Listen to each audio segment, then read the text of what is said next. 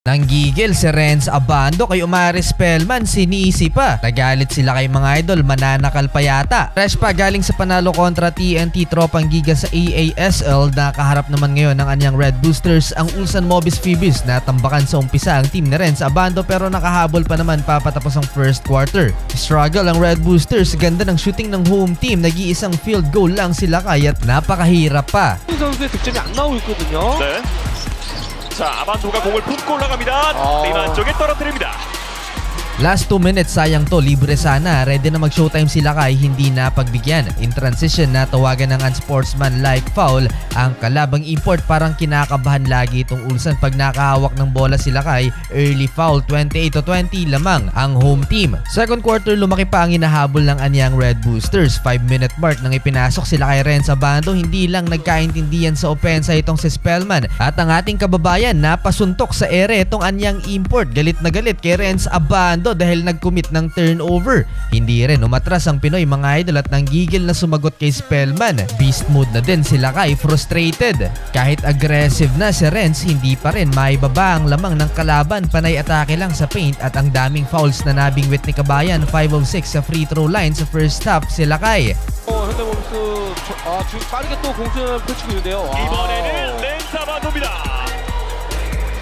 56-34, meron ng 9 points si Renz Abando. Naghahabol lang niyang Red Boosters sa Ulsan. Third quarter, sipag kumuha ng offensive rebound ni Renz Abando. Magtatala pa yata ng double-double si Kabayan. Napawaw na naman mga Koreano sa halimaw na talon ni Lakay. 김철욱 안 들어갑니다. 리바운드 아반도. 자, 그리고 또 빠르게 갈 필요가 있죠. 네. 렌즈 아반도 스피드를 살립니다. 골밑 득점 성공 아반도. 네, 오랜만에 빠른 트랜지션에 Babad na babad si Kabayan, naghahabol pa rin ang anyang Red Boosters. In control ang Ulsan, halos magkapareho lang ang win-loss record ng dalawang team na to mga idol. Last 4 minutes, may nakapisikalan pa sila kay, fighting for rebound. Ayaw bumitaw ni Renz Abando na parang ichochoke pa ang kalabang Koreano. Hindi pa rin nawawala ang gigil ni Kabayan. Ayaw ding bumitaw ng Koreano. 15 points na for Renz Abando sa pagtatapos ng third quarter, 79-59. Pinagtatawan na lang ng kalabang import itong si Umaris Spellman.